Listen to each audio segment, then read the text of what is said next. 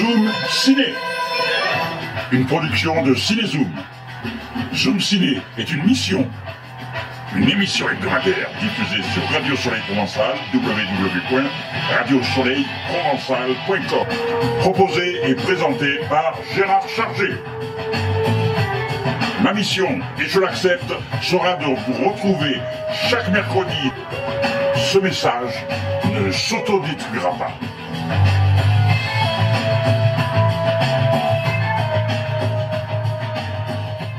Juste, c'est énorme, Cinézoom. C'est maintenant. Les gens disent à chaque fois qu'il faut consommer sans modération. Moi c'est vraiment aucune modération pour consommer. Consommer énormément cette émission. Les Zoom Ciné sur Radio Soleil Provençal. Bonjour mesdames, bonjour mesdemoiselles, bonjour messieurs. Au sommaire de cette émission, nous sommes donc avec Michel Leclerc, ce réalisateur qui avait fait Le Nom des gens, et avec Julia Piaton qui l'accompagne dans le rôle principal. C'est l'histoire d'un homme accusé de viol, à tort, et donc va-t-il s'en sortir? À l'affiche dans les salles de cinéma le 16 avril. Et un champion paraplégique. Il s'agit de Axel Alétru pour le film documentaire qui est diffusé sur Canal+, Doc et l'appli Canal+, à partir du 17 avril. All Shot, un virage pour la vie, réalisé par Stéphanie Pilonka et Fabien Bouillot. Une histoire de vie exceptionnelle. Et il y aura aussi des places de cinéma. Écoutez bien cette annonce qui suit. Des places offertes par nos partenaires en allant sur notre site www.ciné-zoom.com pour certains films à l'affiche et pour des avant-premières à Marseille. Voilà pour le sommaire.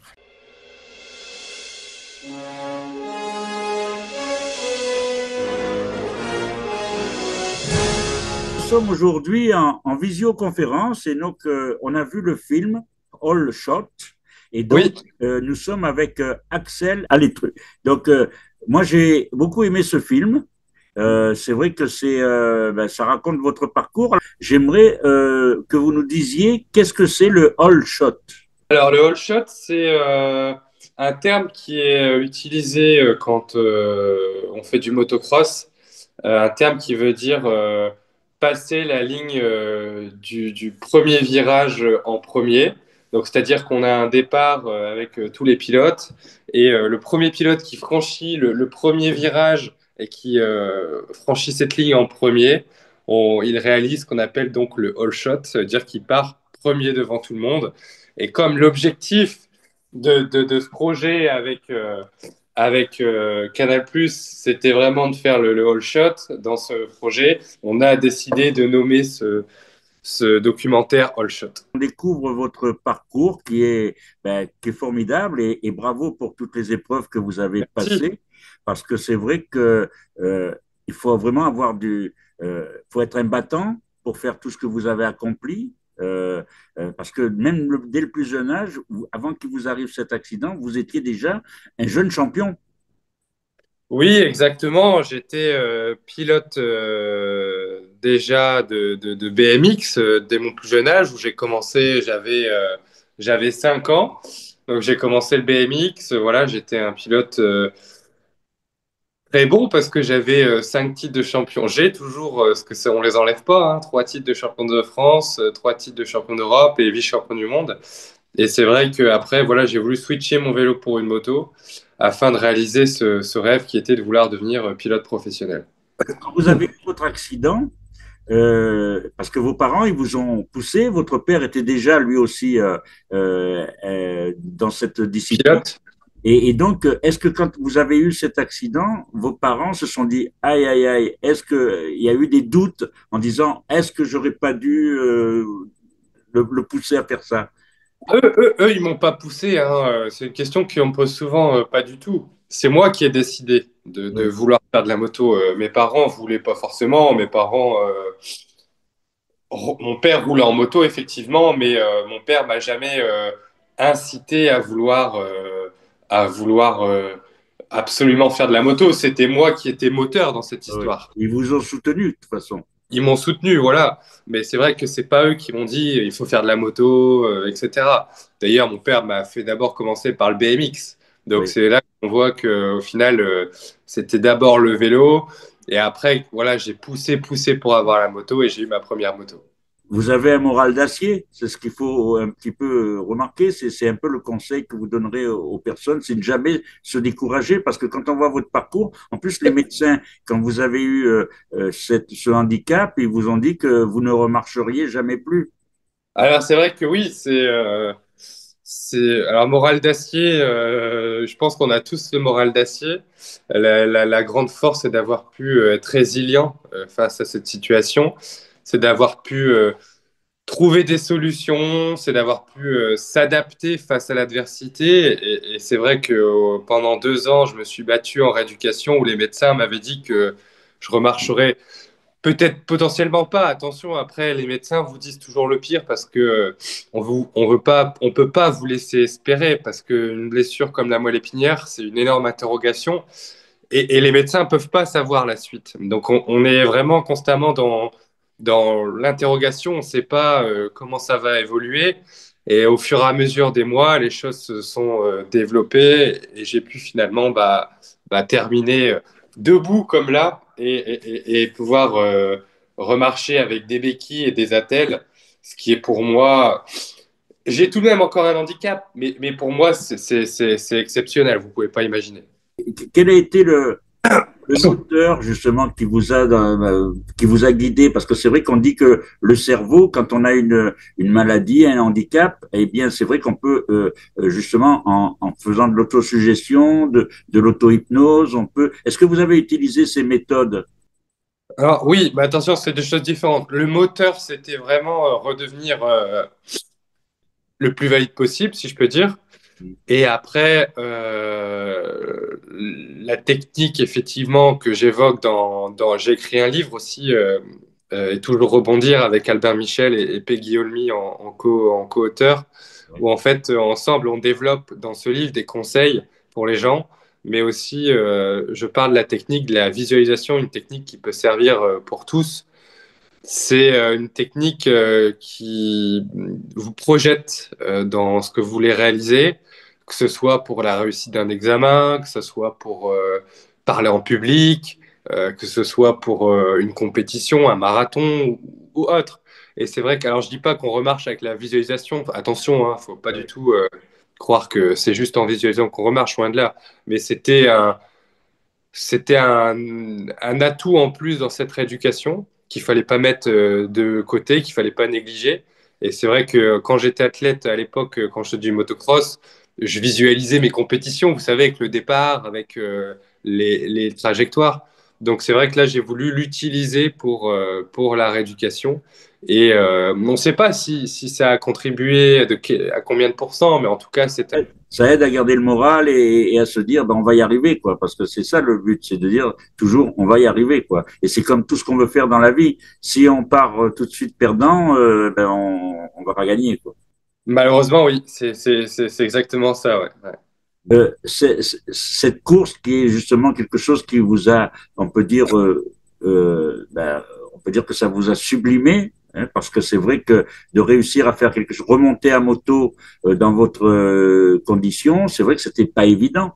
Donc, et on se rend compte dans le film aussi que justement, on vous met en garde sur de pas mal de choses, quoi. Hein. Oui, c'était un pari qui était assez risqué. L'Enduro du Touquet, voilà, vous connaissez, hein, c'est une course qui est assez mythique, 1300 pilotes au départ. Enfin voilà, c'était quelque chose où d'un seul coup tout peut tourner au drame. C'est pas une course voilà qu'on peut prendre à la légère en se disant ça a été beaucoup de risques, mais voilà la boucle qui a été bouclée et avoir réussi ce pari pour moi c'était extraordinaire. Donc oui, donc vous étiez bien entouré. Oui, j'avais mon équipe, les gens qui étaient là autour de moi. Et c'est vrai que, comme je le dis souvent, dans les projets, on voit souvent les athlètes, mais derrière, il y a toujours une équipe qui est là pour monter ces projets. Et on repart avec la même équipe au Paris-Roubaix, là, après-demain, du coup. Mhm. Donc, ouais, je suis très content de pouvoir faire ce projet qui va être extraordinaire. Du coup, quand vous avez eu cette problématique, vous vous êtes mis à la natation, vous Oui, avez fait le Paris-Dakar. oui. Donc, voilà, donc c'est vrai que voilà, que vous êtes on peut dire que vous êtes on peut dire que vous êtes un exemple. J'essaye en tout cas de pouvoir transmettre, de pouvoir inspirer, et j'espère que grâce à ce film, bah voilà, les gens pourront s'inspirer de tout ce que j'ai pu transmettre et puis l'utiliser au quotidien ou le transmettre à leurs enfants ou voilà, que ça puisse résonner à des gens qui sont dans des situations de détresse.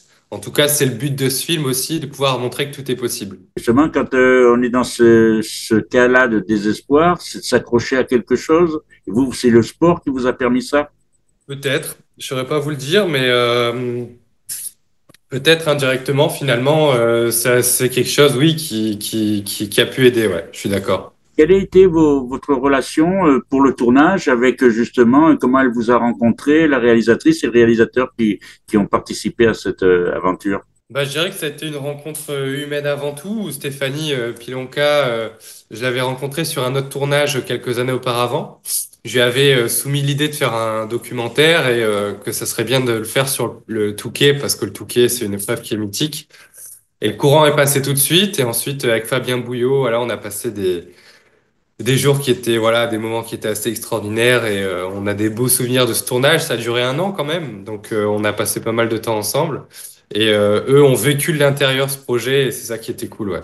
Canal Plus qui diffuse le documentaire. Donc ça sera le 17 avril prochain sur Canal Plus Doc, donc à 21h05. Donc voilà, on a hâte d'y être pour pouvoir bah, être devant les écrans et que ça puisse résonner. Est-ce que vous auriez un message à faire passer par rapport à l'inclusion justement? Parce que c'est vrai que on en parle beaucoup, mais parfois c'est vrai que c'est pas toujours évident pour les personnes justement qui se trouvent en situation de handicap.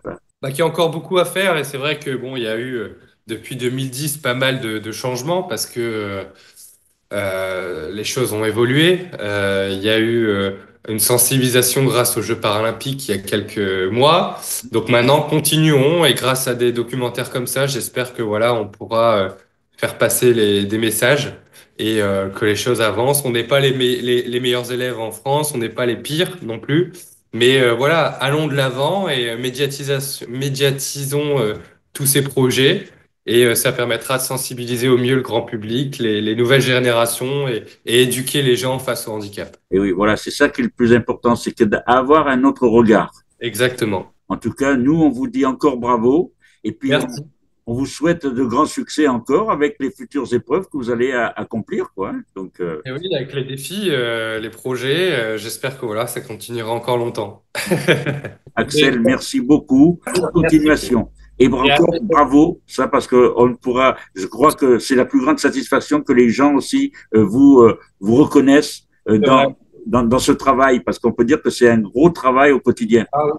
Au quotidien, c'est constamment se battre, se battre, se battre. C'est Et clair. voilà, ne jamais lâcher. Ne jamais lâcher. Merci beaucoup. Bah, merci à vous, Gérard. Les infos Cinézoom à la Cité des métiers tout d'abord. Cinézoom propose des infos sur les métiers du cinéma, les métiers de l'écriture, le 7 mai de 10h à 12h et également le 7 mai des ateliers pratiques sur le scénario de 14h à 16h. C'est au 4 rue des Consuls dans le 1er arrondissement de Marseille. Allez sur le site de la Cité des métiers et vous pouvez vous y inscrire. Également les infos Cinézoom, il y a aussi des stages tout l'été, juillet et août pendant les vacances scolaires. Allez sur le site www.ciné-zoom.com et vous apprendrez à faire un film de A à Z. Pour un stage de 5 jours, c'est hallucinant, mais ça tient du miracle. Non, mais c'est un challenge, disons, à chaque fois. Normalement, c'est un exploit, mais pour le film du curé, là, c'est un miracle. Ouais. Et ça s'est fait comme une fleur, et parce que c'était vraiment bien pensé. Si vous voulez faire un stage, eh bien renseignez-vous et vous aurez des images, vous aurez tous les emails et tout. C'est vrai qu'en 5 jours, on fait un film de A à Z.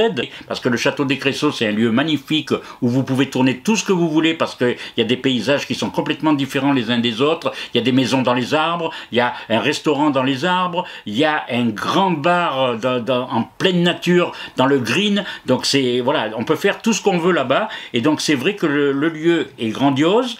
On n'a pas besoin d'autorisation de tournage puisque nous, c'est là-bas que l'on va faire et que l'on continue à faire nos stages. Donc si vous avez envie de découvrir pour faire un film de A à Z tous les métiers du cinéma et être dans un vrai film, parce que moi ce que je peux vous dire, c'est que l'ambition, c'est qu'à chaque fois faire un vrai film de court-métrage, et c'est pour ça que nous travaillons aussi avec des professionnels. Donc regardez les coordonnées, vous avez envie de venir faire un stage, une formation devant, derrière la caméra, apprendre les métiers du cinéma et avoir un film fini entre les mains, c'est ça l'important. Vous nous téléphonez au 06 09 17 41 64 et également l'email qui va s'afficher sur l'écran. Voilà, pour ceux qui n'ont pas la radio et qui écouteront en replay, parce qu'à la radio, donc le site c'est www.ciné-zoom.com. Donc zoom au singulier, parce que Cinézoom, c'est vrai que c'est avec un S, puisque notre structure a 7 secteurs d'activité. Écoutons maintenant la musique du Château solitaire dans le miroir. La musique a été composée par Urami Fuuki.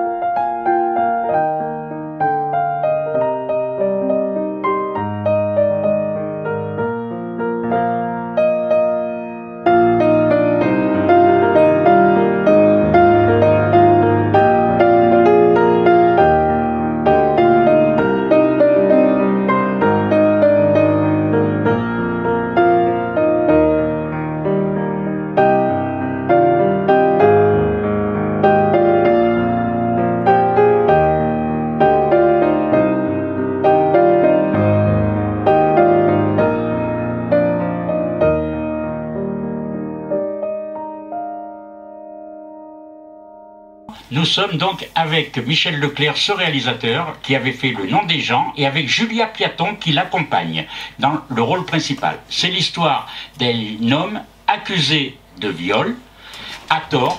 Et donc, va-t-il s'en sortir? À l'affiche dans les salles de cinéma le 16 avril. Cinématographiquement, vous mélangez plusieurs genres de films. Oui. Donc c'était ça au départ, vous vouliez mélanger vraiment tout ça? Moi de toute façon ça m'est assez naturel, j'aime bien l'hybridation. Depuis le début, j'aime les gens qui se mélangent. J'ai l'impression que c'est au-delà d'une formule, c'est vraiment un art de vivre. J'aime pas la pureté. Donc je crois que tous mes films racontent la même chose, racontent l'histoire de gens qui se mélangent. Et donc je trouve que le titre est assez proche de ce que je pense. Alors ça mélange les genres de cinéma, c'est un peu du polar, c'est un peu de la comédie, c'est un peu un film politique. Mais moi c'est ce que j'aime, c'est le bordel. Donc j'ai pas envie de bien peigner le film que je fais, donc j'ai envie de mélanger. C'est toujours très amusant de réfléchir à un casting parce qu'on se demande qui on va faire jouer en face de qui. C'est ça qui est le plus important, c'est comment ça réagit en termes de chimie. Alors c'est vrai qu'au bout d'un moment, quand on fait un casting, il y a des comédiens qu'on connaît. Par exemple Julia, on se connaissait. Et alors donc on les connaît, ça veut dire que quand même on a quand même une idée de là on a envie de les voir interpréter. Et puis ensuite des comédiens qu'on ne connaît pas, par exemple moi je ne connaissais pas Léa Drucker du tout, et c'est ça la composition d'un casting, c'est de mettre le sel avec le poivre, et voilà, c'est ça qui est toujours intéressant, effectivement, de mélanger. Donc de mélanger c'est vrai que quelque part, par exemple entre Benjamin et Léa, il y a d'un côté un peu l'Auguste qui fait le clown, mais aussi avec Julia, parce qu'elle est toujours enfin il y a cette scène, moi, qui est une de mes scènes préférées, où il explique qu'il lui demande de poser pour les photos de clopes. Et on voit dans son regard, moi je la trouve extraordinaire, on voit dans ce regard, il dit mais qu'est-ce qu'il me demande? Et qu'on voit qu'elle ne veut pas le vexer, et que donc voilà, c'est quelqu'un d'hyper attentionné et de bienveillant. Et ça, voilà, ça marche très bien entre deux, par exemple, cette dimension. Comment vous l'avez ressenti, ce personnage? Parce que c'est un personnage qui est ouvert. Qui est ouvert. Elle est assez ouverte justement sur ce qu'elle vit avec, on ne va pas raconter tout ici, mais c'est vrai que ce qu'elle vit avec son conjoint, c'est quelque chose de particulier comme relation. Vous voulez parler du couple? Oui, du couple, oui, la relation de couple, oui, comment? Oui, alors, oui, j'entends, c'est-à-dire, moi je trouve que ce qui est intéressant, c'est que quelque part Michel pose la question en retournant ces couples-là. Néanmoins, je trouve qu'aujourd'hui les couples sont quand même en train de s'aligner de plus en plus sur ce genre de couple-là. Moi, j'ai de plus en plus de gens autour de moi où je sens que les papas sont vachement plus présents qu'avant. La société, elle change quand même. Donc, après, ce couple n'est pas non plus très éloigné de ce que moi-même je vis, c'est-à-dire un homme qui m'aide énormément, qui peut être là beaucoup aussi quand moi je m'absente sur des longues périodes, comme certaines femmes qui sont hôtesses de l'air, ou je veux dire, bon. Donc j'étais au contraire très heureuse d'interpréter ce couple-là, parce que je dis pas que c'est le couple demain, c'est une proposition d'aide. Je trouve que c'est intéressant d'inverser les rôles aussi. C'est pas chacun de trouver son équilibre. Il n'y a pas de bonne manière de vivre le couple. Si on savait, on resterait ensemble jusqu'à la fin des temps. Mais bon, et puis après, je trouve que c'est une manière de soulever des questions vachement intéressantes sur la place de l'homme, la place de la femme à l'intérieur, pourquoi on doit être acculé à être celle qui va faire tous les soirs le dîner. Il y a un truc très tendre, très beau. Moi, je trouve que ce couple, il est extra, quoi. Et puis, ils sont très amoureux, ils s'aiment malgré leurs difficultés. Voilà, je trouvais qu'il y a de l'humour entre eux. Lui, c'est quelqu'un qui est vraiment pour moi un mec très intelligent, donc j'étais très heureuse d'interpréter cette femme-là, libre, heureuse de faire son métier, vachement heureuse de le faire. Ce qui était étonnant, on en avait discuté avec Michel, c'est que je crois que j'ai pas une seule scène avec mes enfants, mais c'est un concours de circonstances. Et c'était la première fois que ça m'arrivait d'être vraiment mère dans un film, mais j'ai jamais les croisés. Mais évidemment, c'est parce que ces scènes-là ne sont pas montrées, mais elles s'en occupent évidemment très bien et elles les adorent. Mais voilà, donc je sais pas si j'ai vraiment répondu à votre question. Oui, de toute façon, c'est un couple moderne, et donc on l'accepte ou pas, mais c'est vrai que c'est une autre façon de voir les choses, je trouve.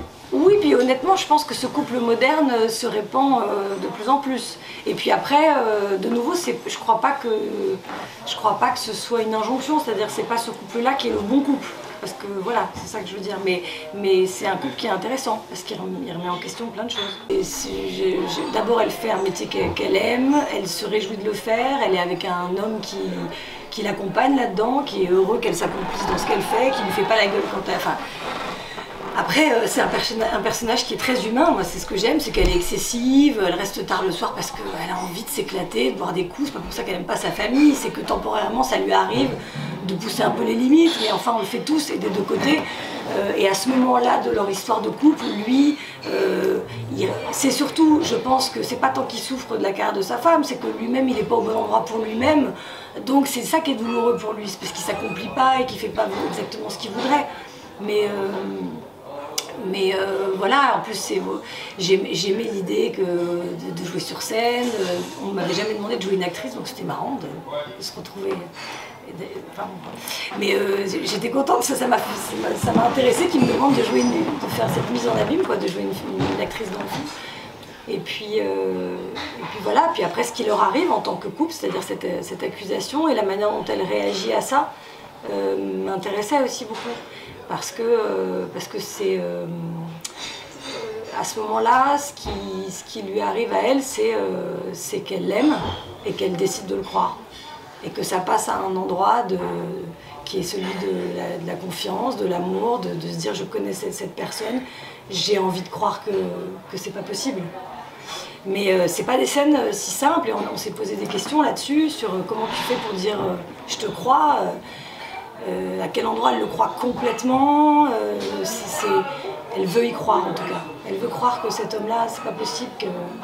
Mais il y a une lueur de doute qui passe dans son regard, et qu'on ne sait pas ce qu'elle va lui dire, et on se dit que potentiellement elle aurait pu dire l'inverse.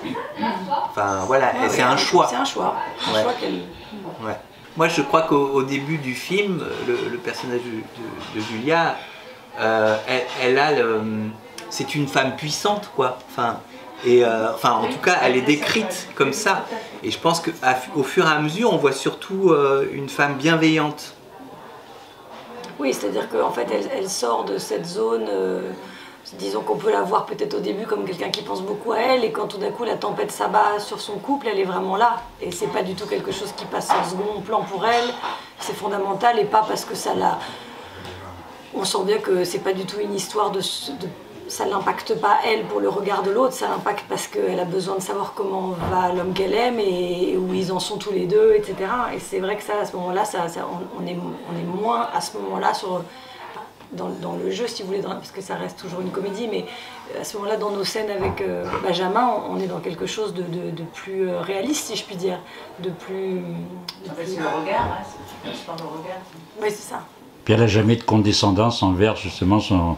voilà, parce que même s'il fait que des publicités, que c'est un comédien qui est un petit peu, on peut dire, de seconde zone, c'est vrai qu'il n'y a jamais de heurts par rapport à ça. Il n'en est jamais question. Non, et puis même quand il y a l'autre comédien, Félix Moati, qui est très drôle et qui tente qui est sur scène, qui est dans la lumière et qui la drague, etc. Pour elle, il ne s'agit pas du tout de ça, c'est pas là que se trouvent ses sentiments, elle en a rien à foutre de ce mec, elle le trouve pas du tout intéressant, complètement imbu de sa personne, et c'est pas là que se trouve son admiration pour l'homme qu'elle aime. Et au contraire, je dois même dire que je trouve que quand il arrive sur scène, il n'y a rien de plus touchant que ce mec qui arrive qui répète avec son crayon la la li la la la, on peut dire faire 2 phrases sur scène, il y a un truc, c'est merveilleux sur ce que ça dit de cette volonté quand on a envie de devenir comédien, de prendre le premier truc qui passe et de le faire le mieux possible et tout. Ça je sais pas s'il y a quelque chose de plus émouvant, quoi. Donc oui, non, elle est très amoureuse de ce mec-là. Et d'ailleurs, il va finir par y arriver. Donc je dirais que la difficulté pour moi, c'était de ne pas rire tellement les scènes étaient drôles à jouer. J'ai eu, alors la scène la plus difficile, si c'est une scène qui a un peu évolué au montage, qui est une scène où Benjamin me quitte et moi je rentre ivre. Et ensuite, il s'en va dans la nuit, et puis lorsqu'il revient, il me découvre toujours endormie. Et il devait me réveiller, et puis moi je devais lui dire d'aller chercher les enfants à l'école, en ayant complètement balayé, occulté l'idée qu'il m'avait quand même quitté dans la nuit. Et c'était tellement drôle à jouer que je n'ai pas... Je pense qu'on a dû la faire peut-être 15 fois avant que j'arrive à en mettre une dedans. Donc voilà, néanmoins, pour répondre, oui, non, mais j'ai pas, c'est sans prétention, mais je veux dire, j'ai pas trouvé ça difficile. Je ressentais beaucoup de plaisir à interpréter ce personnage. J'étais entourée par des acteurs quand même vraiment top. Voilà, j'avais peut-être un peu d'appréhension à monter sur scène parce que je connais pas grand-chose à la scène, et donc, comme Michel m'a dit, tu joues une grande actrice de théâtre, je me suis dit, mon Dieu. Et et en fait, j'ai assez vite pris du plaisir quand même. J'avais un partenaire, Félix Moati, on s'amusait beaucoup à nouveau, c'est vrai, à jouer ces acteurs un peu premier degré qui déclament comme ça, tout en essayant de trouver vraiment la vérité de ça, quoi, de bien jouer ces scènes. Voilà. Et ça t'a donné envie de jouer au théâtre? Voilà, donc j'attaque le théâtre en septembre prochain. Non, c'est pas maintenant. Les masculinistes dans le film, il me semble, ne sont pas vraiment épargnés. Et il y a une phrase que dit le personnage de Léa Drucker à la fin du film, parce qu'il y a Mela qui quand même tire sur le chef des masculinistes, et Léa qui dit de toute façon on ne peut pas discuter avec ces gars-là. Donc, alors pour le coup, je pense que ça c'est un des points de vue très clairs dans le film, c'est que si on reconstruit un dialogue entre les hommes et les femmes, c'est certainement pas avec ces masculinistes à la Trump qu'on voit en ce moment reprendre du poil de la bête. Je pense que ça, le film le dit clairement. Et c'est plus un film, je crois, qui pose de questions qu'il donne de réponses. Et en tout cas, ça finit sur une question, c'est quels vont être les rapports entre les hommes et les femmes après le mouvement MeToo. Moi, je pense que c'est la seule chose que le film dit, c'est ça. À l'affiche dans les salles de cinéma le 16 avril. Au revoir à toutes, bonne semaine cinématographique, à la semaine prochaine, même heure, même endroit. Mais en attendant, vous pouvez retrouver sur Radio Soleil Provençal l'émission de Yann, le jeudi à 20h30, Pop, Musique, Film. Les gens disent à chaque fois qu'il faut consommer sans modération. Moi c'est vraiment aucune modération pour consommer. Hein. Consommer énormément cette émission. Juste c'est énorme, Cinézoom. Zoom Ciné, une production de Cinézoom. Zoom Ciné est une mission, une émission hebdomadaire diffusée sur Radio Soleil Provençal, www.radiosoleilprovençal.com, et présentée par Gérard Chargé.